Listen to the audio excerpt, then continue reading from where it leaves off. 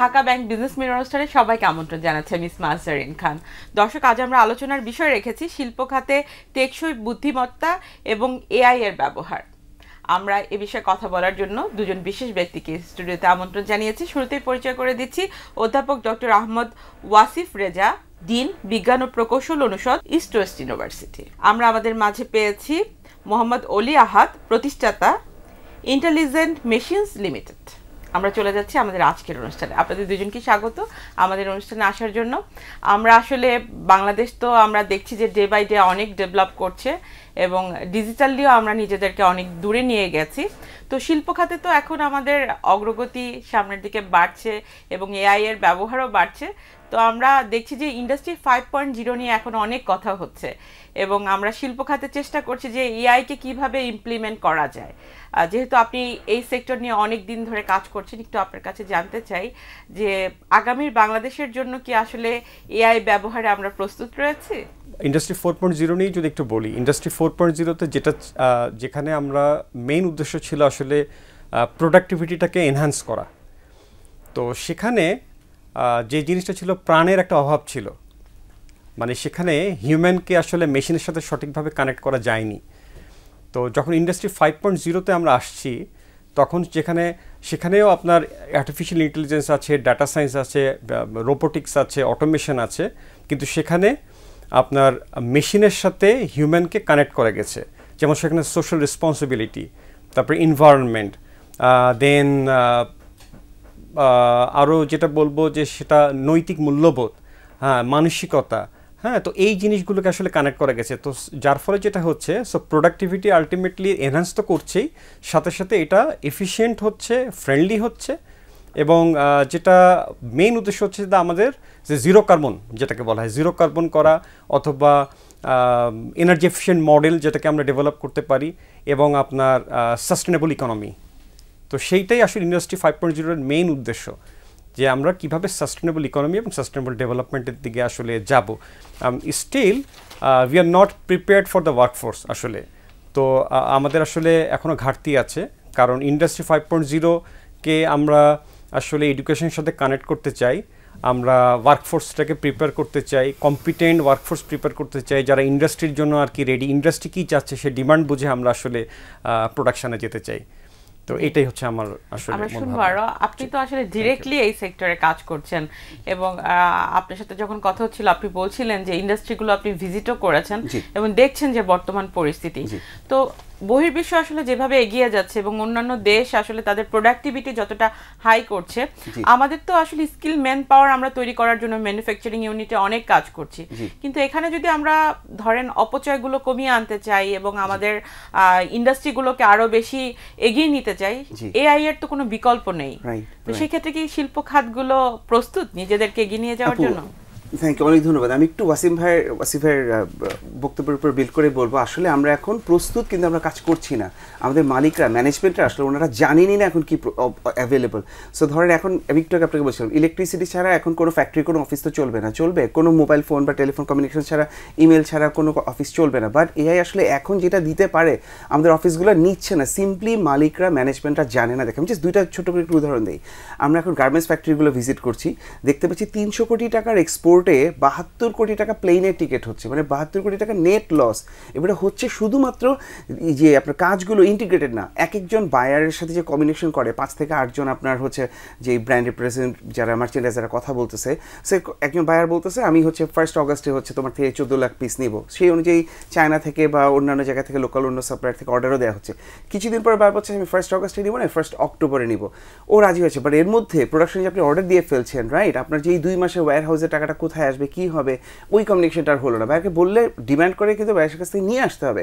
আবার একই সাথে যে প্রোডাকশন প্ল্যানিং, একটা যখন ওর একটা স্টাইল বলে ওনারা, এটার যে জিনিসগুলো হয়, এটার কী কী আইটেমসগুলো লাগবে, সে অনুযায়ী মেশিনের প্রোডাকশন লাইন কী হবে, এগুলো করতেই পারছে না ম্যানুয়ালি। 5%, 10% মাত্র করছে। এবং যখন এগুলো আসলে করতে না পারা যায়, লাস্ট মুহূর্তে মনে হচ্ছে এখানে তো লাইনিং থাকার কথা ছিল, বাইরের টেক প্যাকে তো নাই, আমার ওই ওয়ার্ক কন্ট্রাক্টে তো ছিল না। সো দিন শেষে সাফার করতেছে কিন্তু আমাদের ব্যবসায়ীরা এত সৎভাবে পরিশ্রম করে দেওয়ার চেষ্টা করতেছে, বাট ওনারা তখন তো শিপমেন্ট বাতিলও হয়ে যায়। শিপমেন্ট বাতিল হচ্ছে শুধু না, যখন বায়ার আবার পেনাল্টি দিচ্ছে, ও কিন্তু এটা $300 করতেছে, এটা কিন্তু যেটা ট্যাগ প্রাইস সেই ট্যাগ প্রাইসই চাচ্ছে, $20 $30 যেটা ট্যাগ প্রাইস, ওর অ্যাকচুয়ালি যে পারচেস প্রাইস যে $5 সেটাতে কিন্তু করছে না। আবার আমি আরেকটা দিকে বলি, আমরা এখন বড় বড় মেটাল ফ্যাক্টরিজগুলোতে গেলাম, দেখছি যে গত মাসে বিল ছিল আপনার ধর 135 কোটি, আপনাকে অ্যাকচুয়াল বিল বলছি যে দিনে প্রায় 4.5 কোটি টাকার মতো, অথচ এখানে যে 5% অপটিমাইজ করেন দিনে 22.5 লাখ থেকে 25 লাখ টাকা আপনার সেভ হয়, এবং খুবই সম্ভব। ওনার যে বড় বড় প্ল্যান্ট, হ্যাঁ, সেখানে যে পাওয়ার জেনারেশন হচ্ছে, যে ওই যে এলপিজি বা সিএনজি যে গ্যাসগুলো দিচ্ছে, সে কিন্তু দেখতে চাচ্ছে এটার আমার 1150 ইউনিট কিলোওয়াট হওয়ার কথা, ওই অনুযায়ী দিচ্ছে। আসলে ওইটা এই মুহূর্তে যে আপনি ট্র্যাক করেন দেখবেন এটা হচ্ছে 1000 কিলোওয়াট আসলে নিচ্ছে, 150 কিলোওয়াট কিন্তু কমপ্লিটলি ওয়েস্টেজ হচ্ছে। আবার বড় বড় জেনারেটর চলছে, কোনো একটা জায়গায় এয়ার ফিল্টার অফ, ওনারা এখন কি করছে, মানুষ দাঁড়ায় থাকে, একটু হয়তো চা খেতে গেছে বা হিউম্যান এরর হয়েছে দেখে নাই, অথচ যদি আপনি এগুলো আসলে ইন্টিগ্রেট করে দেন এখনই আপনাকে রাইট নাও এআই অনেক সেভিংস দিতে পারে। আমি আপনার প্রোগ্রামের মাধ্যমে আসলে বাংলাদেশের ব্যবসায়ীদেরকে সত্যি সত্যি খুব আন্তরিকভাবে বলবো, স্যারদের সাথে কথা বলেন, আমাদের সাথে কথা বলেন। কতগুলো মিথ আছে আপু, মানুষ ভাবে কি আসলে এনাফ রিসোর্স নেই, একদম ভুল কথা। আমাদের কাছ থেকে এখন কাজ করে নিয়ে যাচ্ছে ইউকে থেকে, জাপান থেকে, ওরা নিজেরা আসতেছে আমাদের কোনো ইমেল SMS কিছু ছাড়া। গতকালকে আমার সাথে জাপান থেকে 3 জন এসছেন, জাপানের সবচেয়ে বড় এনার্জি ইলেকট্রিসিটি এগুলোর যে কোম্পানিটা লুপ, ওনাদের একটা টিম আমাদের এখানে এসছেন। সো আমাদের বাংলাদেশ ওনারা এআই রিসোর্স খোঁজার জন্যই আসছেন, কারণ জাপানে আসলে এআই রিসোর্স নাই। সত্যিকার অর্থে যেটা হচ্ছে, আমরা উল্টাটা ভাবছি, আমরা ভাবছি যে উন্নত দেশগুলোতে বোধহয় প্রচুর রিসোর্স, আমরা হয়তো একদমই ভুল ধারণা। আমাদের এখানকার ছেলেমেয়েরা এখানে বসে বিদেশের কাজ করতেছে, বিদেশে চলে যাচ্ছে, ভালো ভালো জায়গায় গিয়ে জয়েন করতেছে। আসলে ওরা এখন যেইটুকু রেডি, আমাদের মালিকরা, আমাদের ম্যানেজমেন্ট আসলে জানেন না দেখে বেনিফিটটা নিচ্ছেন না। সেক্ষেত্রে আপনারা যারা এই ইউনিভার্সিটি কেন্দ্রে কাজ করছেন, এই যে ইন্ডাস্ট্রি অ্যান্ড একাডেমির একটা বড় গ্যাপ, এবং এই গ্যাপটা মিনিমাইজ না করা পর্যন্ত আসলে ছেলেমেয়েরা দক্ষ হয়ে আছে কিন্তু তারা কাজ পাচ্ছে না, এবং ইন্ডাস্ট্রিগুলো দেখা যাচ্ছে যে তারা কিন্তু যে ধরনের ছেলেমেয়ে খুঁজছে তাদের সেই সংযোগটা হচ্ছে না। এই গ্যাপটা মিনিমাইজ করার জন্য আগামীর বিশ্বে আমাদের ইয়াং তরুণ যে ছেলেমেয়েরা পাশ করে বের হচ্ছে তাদেরকে যদি আমরা জব মার্কেটে নিয়ে আসতে চাই এবং এই এআই ওয়ার্ল্ডের সাথে তাদেরকে সংযোগ তৈরি করতে চাই, সেখানে আপনারা আসলে কি ধরনের কাজ করছেন বা ইউনিভার্সিটিগুলো থেকে কিভাবে আপনারা অ্যাক্টিভিটিস চালিয়ে যাচ্ছেন? থ্যাংক ইউ, এটা খুবই আসলে গুরুত্বপূর্ণ প্রশ্ন। আমরা যেটা করেছি, সো আমাদের কারিকুলামটাকে আসলে এখন আউটকাম বেস এডুকেশন বলছি। আউটকাম বেস এডুকেশনের মূল এটাই ছিল হচ্ছে যে এখানে কোনো আপনার থিওরিটিক্যাল শুধু আন্ডারস্ট্যান্ডিং বা মেমোরাইজ পার্টটা আসলে থাকবে না, এখানে শুধু প্র্যাকটিক্যাল ওয়ার্ক এবং তাদের মানে হাতে কলমে ওরা শিখবে, আসলে হ্যান্ডস অন এক্সপিরিয়েন্স গ্যাদার করবে। সো আমাদের কারিকুলামটাকে যেটা করেছি আমরা, এটাকে আউটকাম বেস এডুকেশনে নিয়ে গেছি। সো এটার মূল মন্ত্র হচ্ছে যে এভরিথিং শুড বি মেজারেবল। তারা কি কাজ করছে, কিভাবে কাজ করছে, এবং এখানে 3টে ডোমেন আসলে কাজ করে বেসিক্যালি। এখানে কগনিটিভ থাকে, সাইকোমোটর থাকে, অ্যাফেক্টিভ থাকে। সো শুধু জ্ঞান অর্জন না, জ্ঞানটাকে অ্যাপ্লাই করা এবং এটাকে অ্যানালাইজ করা এবং কিছু নতুন কিছু ক্রিয়েট করা এবং সব কিছু, এই যে আমি যে কথা বলছি সেটা কিন্তু অ্যাফেক্টিভ ডোমেনে পড়ছে। এবং সাইকোমোটর, তাদের কী স্কিল আছে, ল্যাবরেটরিতে কীভাবে কাজ করছে, তাদের কমিউনিকেশন স্কিল কীভাবে বাড়ছে, তাদের ক্রিয়েটিভ স্কিল কীভাবে বাড়ছে, problem skill, leadership skill, life long learning. তো এই আমাদের কারিকুলামটাকে আমরা এভাবে সেট এখন করেছি যাতে এই স্কিলগুলো, অ্যাটলিস্ট সফট স্কিলগুলো যাতে স্টুডেন্টদের গ্রো করে।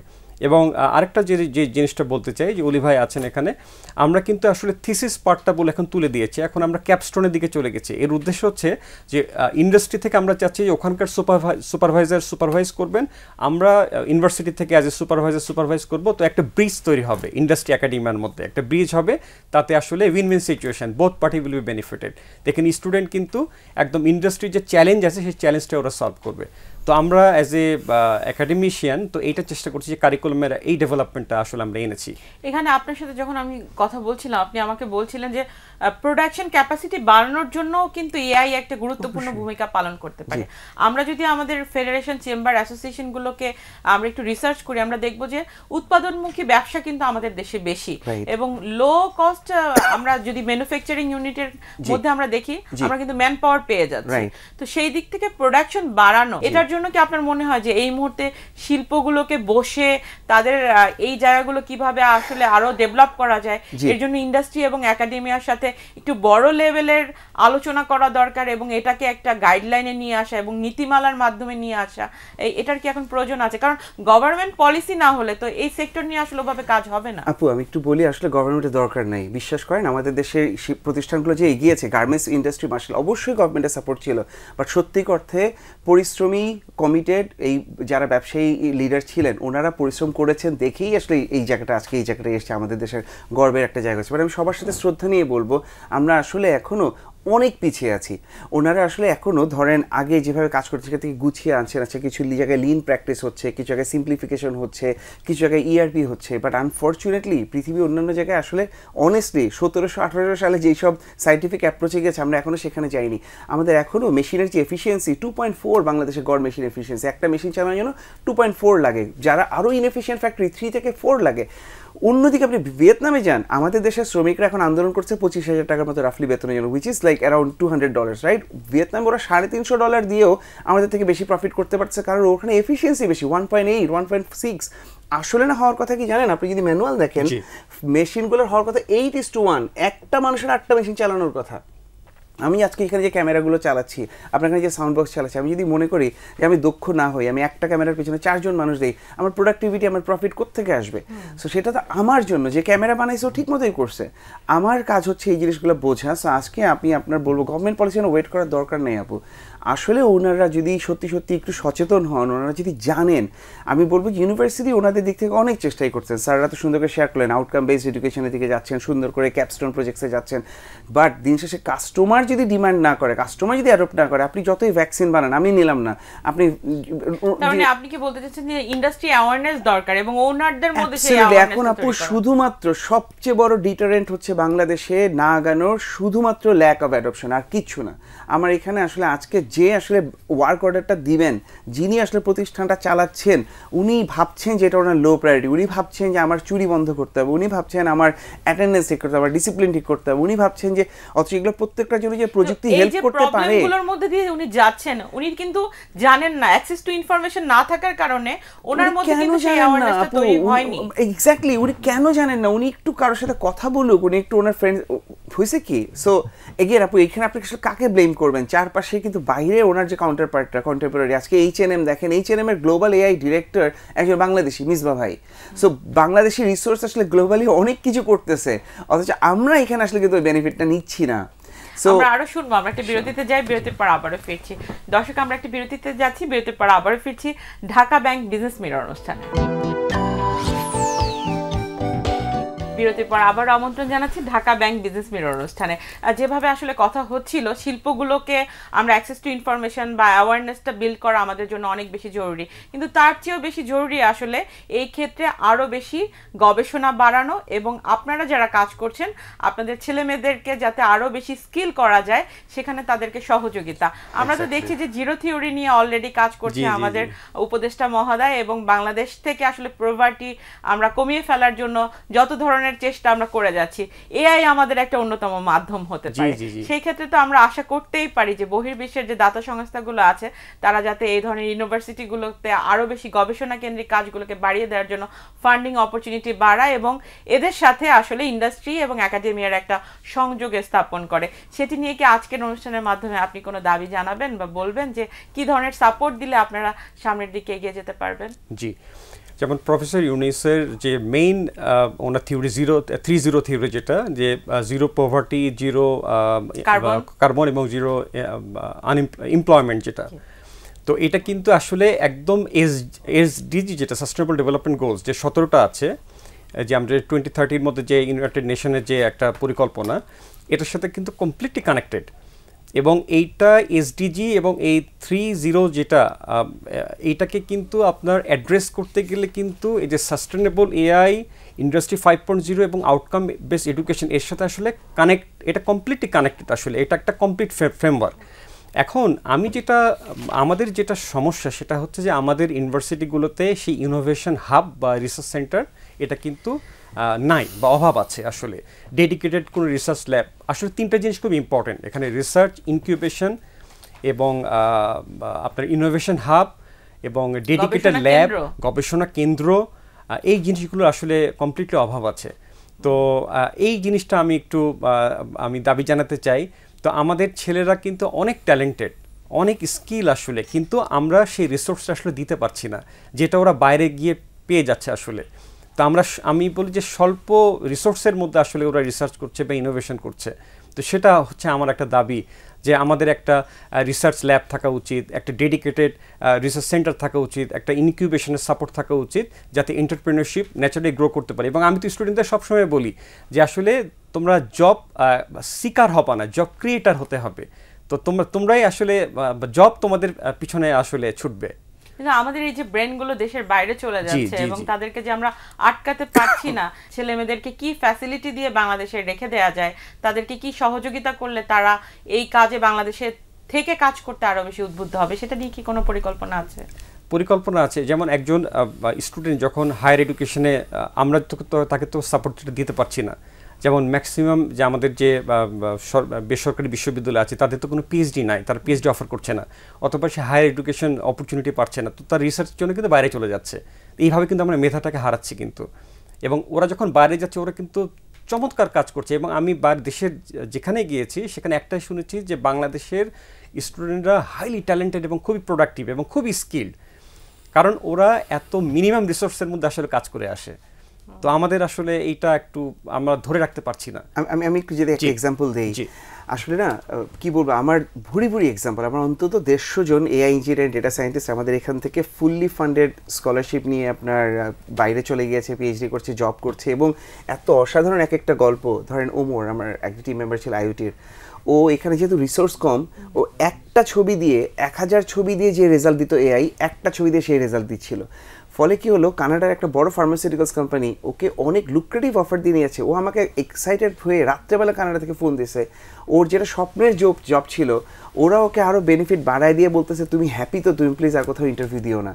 সো আমাদের এখানে এইরকম স্টোরিজ প্রচুর। আপনার থেকে মনে হচ্ছে যে ইউনিভার্সিটিতে স্কিল ডেভেলপমেন্টের পাশাপাশি ছেলে মেয়েদের জন্য আফটার গ্র্যাজুয়েশনের পরে মার্কেট ডেভেলপমেন্টটা খুব বেশি ইম্পর্টেন্ট, বিকজ তাদেরকে যদি আমরা ধরে রাখতে চাই, তাদের ওই মার্কেটটা যদি আমরা না দিতে পারি তাহলে তো তারা আপনি একজনকে শিখাচ্ছেন। সেটার উপরে কি পলিসি তো দরকার, কিভাবে আসলে মার্কেটটাকে ডেভেলপ করে তাদের হাতে জবের পরে তাদেরকে আমরা দিতে পারি। গভর্নমেন্ট পলিসি না আপু, অনেস্টলি আমি বলবো অনেক দায়িত্ব আমাদেরকে নিতে হবে। আমি বলবো এটা আমাদের ব্যবসায়ী মহলের দায়িত্ব। ব্যবসায়ী তো ভয় পাচ্ছে, বিকজ তারাই তো এই জায়গাটাতে স্কিল হচ্ছে না। ভয়টা কোথায়? বিকজ তারা নতুন কিছু অ্যাডাপ্ট করার জন্য তারা এখনো রেডি না। বিকজ অনেকের আমরা দেখছি যে ম্যানুফ্যাকচারিং ইউনিটটাই সে যখন একটা ডিজাইন করবে, সে ডিজাইনটা ঠিকমতো করতে পারছে না, ইউরোপ মার্কেটে সে ভালো বায়ার পাচ্ছে না।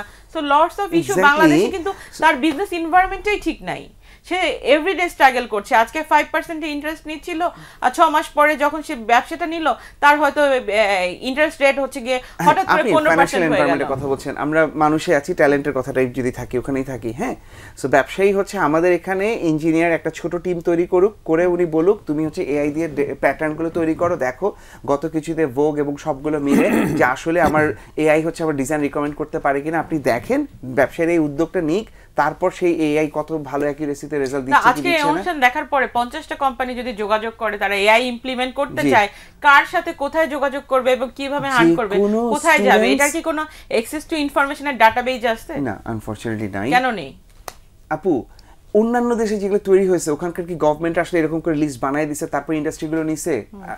সিরিয়াসলি দরকার হয় না তো। একজন ব্যবসায়ী কি বসে থাকে গভর্নমেন্টের কাছে, ওনার আজকে যেটা লাগবে উনি বসে থাকে, গভর্নমেন্ট লিস্ট দিবে কোন ব্যাংকে পাওয়া যাবে। কাজ করছেন, আপনাদের কোনো ডেটাবেস নেই? আমার সাথে যেই ক্লায়েন্ট আসতেছে আমরা তার সাথে কাজ করতেছি, আমি আমার টিম মেম্বার তৈরি করতেছি, আমরা আমাদের মতো করে করতেছি। আমি যেটা রিকোয়েস্ট করছি যে ব্যবসায়ীরা যদি ওনারা আসলে চান, ওনার বাংলাদেশেই লাগবে না, ওনার যেইটা পরিচিত, ওনার যে ছোটবেলার বন্ধু আজকে বিদেশে চলে গেছে তার সাথে কথা বলুক যে আচ্ছা এআই আমার এই বিজনেস প্রবলেমটাকে হেল্প করতে পারে না, আমি ডিজাইন চাচ্ছি, আমি পোল্যান্ডে গিয়ে হচ্ছে ওখান থেকে পার্ট টাইমার ডিজাইনার রিক্রুট করতেছি, বাট আসলে কি আমি এখানে একটা সিস্টেম তৈরি করতে অনেক বেশি টাকা লাগবে না, $10,000 $5,000 দিয়ে আসলে আমি একটা অ্যাকচুয়ালি একটা ফাংশনিং প্রোটোটাইপ বানাতে পারি কিনা। সো উনি কথা বলে দেখুক, এটা জন্য কিচ্ছু লাগবে না। আপনার 2 জন এআই ইঞ্জিনিয়ার, 4 জন এআই ইঞ্জিনিয়ার অনেক বেশি। আপনি এখানেই পাবেন। আমরা কিন্তু অনেকগুলো সেক্টরে এখন খুব ভালো করছি, আমাদের ফার্মাসিউটিক্যাল, আমাদের হেলথ কেয়ার, আমাদের লেদার ইন্ডাস্ট্রি, আমাদের ফুড ইন্ডাস্ট্রি, সব ইন্ডাস্ট্রিগুলো কিন্তু এখন ভালো করছে। তো সেক্টর বেসিসে আসলে আলাদা আলাদা হয়তো তাদের সলিউশন দরকার পড়বে। এই দিক থেকে আগামী 5 ইয়ার্সে যদি আমরা সেক্টর বেসিসে ডেভেলপমেন্ট করতে চাই এবং এআইকে আমরা কোথায় দেখতে চাই, এবং শিল্প উদ্যোক্তা যারা আছেন তাদের আপনার কি পরামর্শ থাকবে যে আগামীতে তারা কি কি ইমপ্লিমেন্ট করতে পারে? আচ্ছা, এআই হচ্ছে ওই এমন একটা শক্তি, এটা হচ্ছে অমনি ইউজ, বুঝতে পারছেন আপনারা? এটা ইনহেরেন্টলি জেনারেল পারপাস। এটা মার্কেটিং, ফাইন্যান্স এগুলোতে যেমন প্রয়োজন, এটা প্রত্যেকটা ইন্ডাস্ট্রিতে আসলে ইলেকট্রিসিটির মতো, টেলিফোনের মতো এমন কোনো ইন্ডাস্ট্রি পাবেন না যেখানে ইলেকট্রিসিটি টেলিফোন কাজে লাগে না। সো প্রত্যেকটা ইন্ডাস্ট্রি আসলে আগামী 5 বছর লাগবে না, আগামী 2 বছর অনেক সময় যে কোনো ইন্ডাস্ট্রি আসলে অনেক সুবিধা নিতে পারে। বাট এটা পুরোটাই ডিপেন্ড করবে আসলে রোগী আসছেন কিনা, কাস্টমার আসছেন কিনা। না হলে আমরা যেটা দেখবো, আপনার অনুষ্ঠানে আমি বলে যাই, বিদেশ থেকে অন্যান্য প্রতিষ্ঠানগুলো, বিদেশি কোম্পানিগুলো আসবে, ওরা এআই এনেবলড হয়ে বাংলাদেশের প্রতিষ্ঠানগুলোর 1000 ভাগের 1 ভাগ কর্মী নিয়ে এখানে আসলে আমরা আসলে নতুন ধরনের কলোনিয়ালিজম দেখবো। সো আসলে ভয়টা ওই জায়গায়, আপনার প্রোডাক্টিভিটিটা এআই এত বাড়ায় দেয় এবং রেজাল্টও, কোয়ালিটি এত বাড়ায় দেয়। ধরেন ফেব্রিকের কোয়ালিটি বা ফার্মাসিউটিক্যালস যে কোনোটা কোয়ালিটি দেখার জন্য আমরা এখন এত মানুষ রাখি, তারপর কিন্তু ইফেক্টিভনেস কিন্তু 65%, ইফেক্টিভনেস কিন্তু 96%, 91%, এক একটা জায়গায় আটকে থাকে। সো এআই কিন্তু কি করে, ও তো যন্ত্র, ওকে শিখাই দেবে সিঙ্গেল পারপাসে অনেক ভালো করতে পারে, তাই না? আর একটা প্রশ্ন রাখতে চাই, সেটা হচ্ছে যে বাংলাদেশের আপনি যদি দেখেন অর্থনীতি অনেকটাই স্মল এবং মিডিয়ামদের দ্বারা পরিচালিত, তো তারা কি আসলে তাদের সক্ষমতা আছে এই জায়গাগুলোতে তারা রিচ করার? স্মল মিডিয়ামদের জন্য এখন একটু চ্যালেঞ্জ হবে, কারণ এখনো গ্লোবালি আমরা যে ফাউন্ডেশনাল মডেলসগুলো দেখি, চিপের খরচটা আসলে এখনো বেশি। আগামী আরও বেশ কিছুদিন পর এটা আসলে যখন আরও কমে আসবে তখন হবে। এখন আমি বলবো মোস্টলি লার্জ ইন্ডাস্ট্রিগুলোর জন্য আসলে এখনকার খরচে খুব ভালো। স্মল মিডিয়াম ইন্ডাস্ট্রিজগুলো প্রোডাক্টিভিটি সুটসগুলো নিতে পারে, হ্যাঁ, প্রোডাক্টিভিটি সুটসগুলো নিয়ে ওনার একজন মানুষ আসলেই 5 জন মানুষের কাজ করতে পারবে, সেই সুবিধাগুলো নিতে পারে। বাট এগেন অন্যান্য একদম অর্গানাইজেশনাল প্রসেসের মধ্যে এমবেড করা যে এআই টেকনোলজিসগুলো, সেগুলো আসলে এখন ওনাদের জন্য কস্ট এফেক্টিভ। বাট আগামীতে আপনারা এটা নিয়ে কাজ করবেন? অফকোর্স, মানে এগেন আপু, আমি সবই বলবো যে একটা বড় অংশ হচ্ছে আসলে ডিমান্ড সাইড। বায়াররা যদি এগিয়ে আসেন, ওনারা যদি আসলে জিনিসগুলোকে অ্যাডপ্ট করেন, তাহলে এটা দ্রুত বিস্তার করতে পারে। আমরা অনুষ্ঠান শেষ করব, স্যার একটু জানতে চাই এই এআই এবং উদীয়মান প্রযুক্তি যেটা আমরা দেখছি যে সামনের দিকে এগিয়ে যাচ্ছে, এখানে এই কারিগরি দক্ষতা বৃদ্ধিতে আগামীর বাংলাদেশে আপনারা কিভাবে সাপোর্ট দিবেন? আমরা আসলে বলি যে প্রত্যেকটা স্টুডেন্টকে বলে একজন এন্টারপ্রেনার। তো যেটা ওরা যেটা ডিমান্ড করে, একটা স্টার্টআপ ফান্ডিং দরকার, একটা মানে যে সিড ফান্ড যেটা আগাতে হবে, মেন্টরশিপ দরকার। সো ওরা আসলে এই দিকে তাকিয়ে থাকে যে একটা ফান্ড হলে ওরা রান করতে পারে, কারণ এন্টারপ্রেনারশিপ করতে তো আসলে ফান্ডিং দরকার হয়। তো এইটাই আর কি, ওদের কোলাবোরেশন দরকার হয়। আমরা আসলে যেটা অপেক্ষা করি ইন্ডাস্ট্রির সাথে লিঙ্কেজটা আসলে, ইভেন আমরা যখন ক্যাপস্টোনে চলে আসলাম বা কোঅপ প্রোগ্রামগুলোতে চলে আসলাম বা ইন্টার্ন, এনাফ ইন্ডাস্ট্রি তো নাই আসলে। এখন আমরা সেই একটু ল্যাকিংসের মধ্যে আসলে আছি। তো স্টুডেন্টরা সেই ইন্ডাস্ট্রির সাথে কানেক্ট করতে পারছে না আসলে। হ্যাঁ, তো যেই সাপোর্টটা দরকার আসলে সেই সাপোর্টটা আসলে পাচ্ছি না। আমরা আশা করছি সেই সাপোর্টগুলো নিয়ে আসলে যারা শিল্প খাতের উদ্যোক্তা আছে তারা তাদের প্রোডাক্টিভিটি আরো বাড়াবে, তাদের বিজনেস আরো অপরচুনিটি তৈরি হবে এবং বাংলাদেশের ইকোনমিতে কন্ট্রিবিউশন বাড়বে। আর আমি চেম্বার এবং অ্যাসোসিয়েশনগুলোর যারা মেম্বার তাদের প্রতি আসলে রিকোয়েস্ট রাখছি যে ইন্ডাস্ট্রি অ্যান্ড একাডেমিয়ার লিঙ্কেজগুলো যেন আরো বেশি বাড়ানো হয় এবং প্রযুক্তিগত উন্নয়নের জন্য উদ্যোক্তারা নিজেরাও যাতে নিজেদের প্রশিক্ষণগুলো আপনাদের মাধ্যমে নিয়ে তারা তাদের ডেভেলপমেন্টে স্কিল ম্যান পাওয়ারের জন্য কাজ করে। আপনাদের দুজনকে অসংখ্য ধন্যবাদ আমাদেরকে সময় দেন। ধন্যবাদ। দর্শক, এই ছিল ঢাকা ব্যাংক বিজনেস মিরর অনুষ্ঠান। দেখা হবে আগামী সপ্তাহে। সেই পর্যন্ত সবাই ভালো থাকুন, সুস্থ থাকুন, নিরাপদে থাকুন।